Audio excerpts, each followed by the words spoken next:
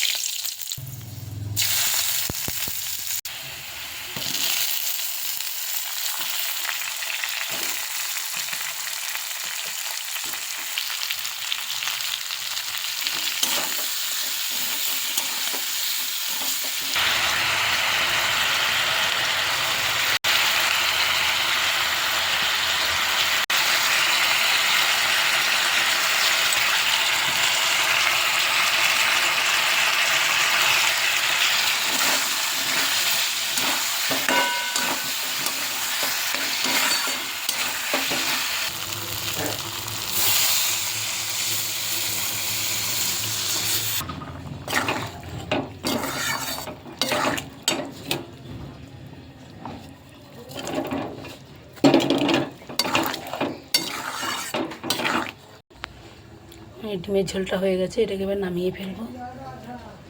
এই যে এখানে ডিমের ঝোল আছে, আর এখানে চচ্চড়ি আছে, সাদা ডাঁটা চচ্চড়ি। দুটো রেসিপি কেমন হয়েছে অবশ্যই জানাবেন। ভালো লাগলে একটা লাইক করবেন, আশা করি ভালো লাগবে। আজকের রেসিপি এই পর্যন্তই। পরের দিন এবার একটা নতুন রেসিপি নিয়ে চলে আসবো।